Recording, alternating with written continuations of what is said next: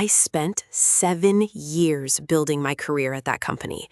7 years of 60-hour weeks, missed birthdays, and sacrificed relationships.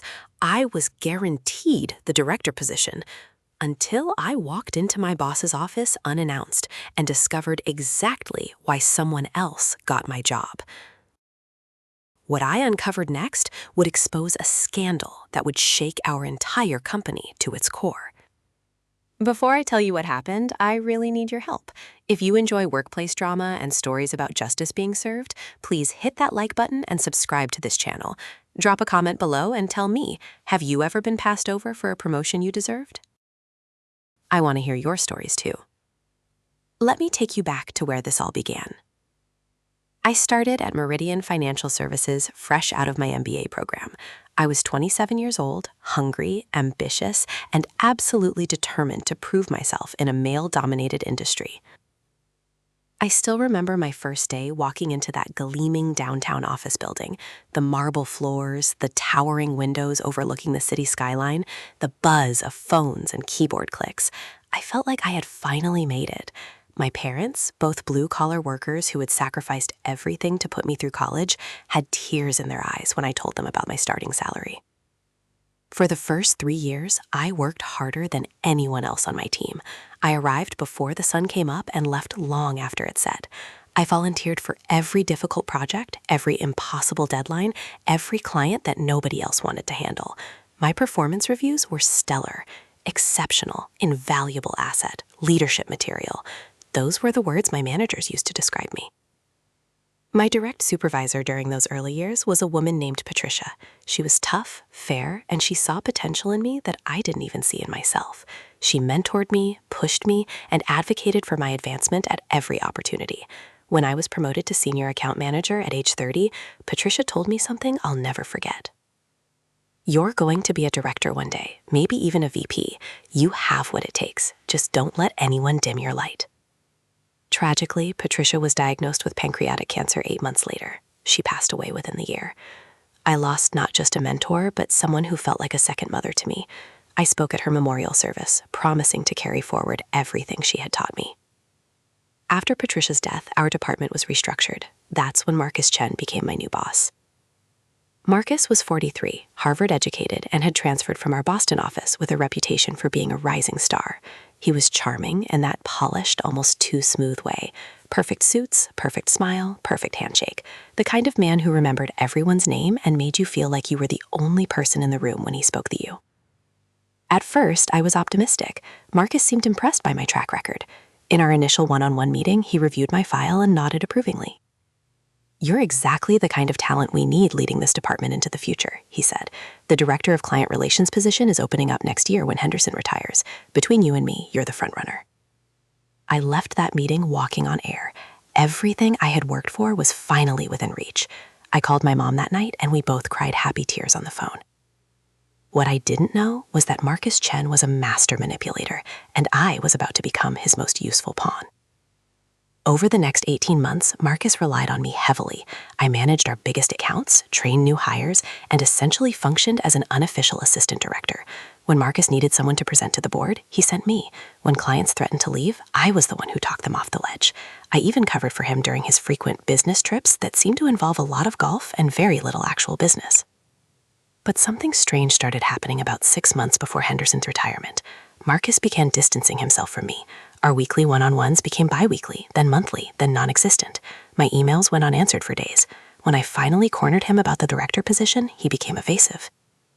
"These things take time," he said, not quite meeting my eyes. "There's a process. Trust the process." Then, 3 months before the promotion was supposed to be announced, a new face appeared in our department. Her name was Brittany Lawson.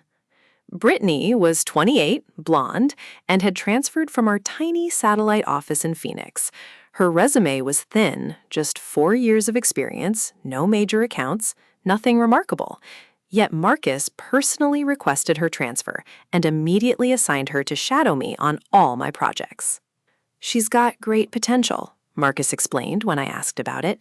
"I need you to mentor her, show her the ropes, help her get up to speed quickly." Against my better judgment, I agreed. I taught Brittany everything: our client management systems, our proprietary strategies, our relationship building techniques. She was a quick learner, I'll give her that, but she was also oddly secretive. She took personal calls constantly, always stepping out of the office with her phone pressed to her ear, speaking in hushed tones.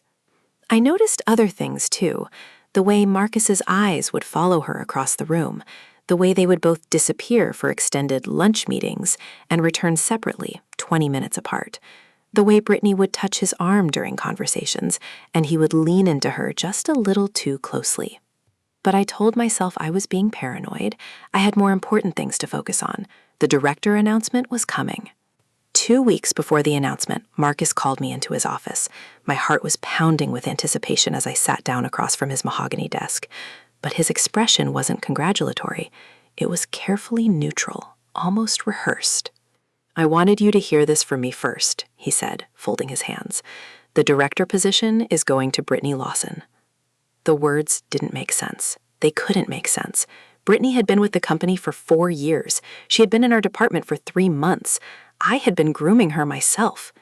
You can't be serious," I stammered.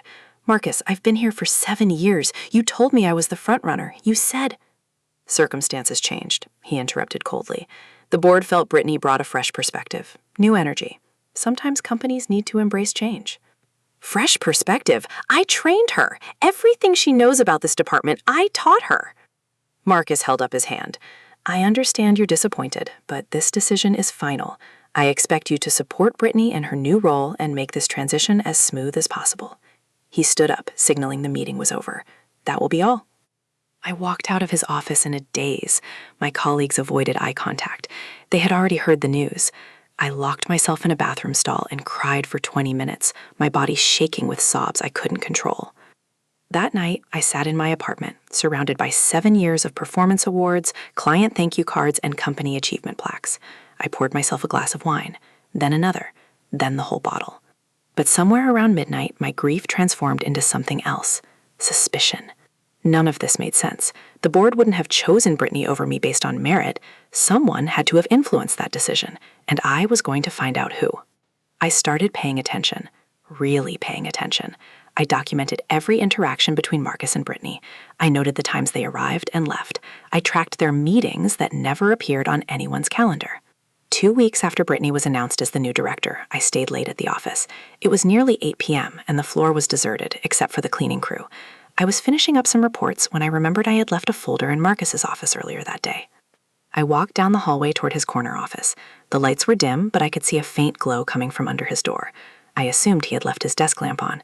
I didn't knock. Why would I? I was just grabbing my folder. What I saw when I opened that door is seared into my memory forever. Marcus and Brittany, on his desk, in a position that left absolutely nothing to the imagination. There was screaming, scrambling, Brittany tumbling off the desk, grabbing for her clothes, Marcus's face cycling through a dozen emotions: shock, fear, then a dangerous kind of fury. "Get out," he bellowed. "Get out now!" But I didn't move. My hand was steady as I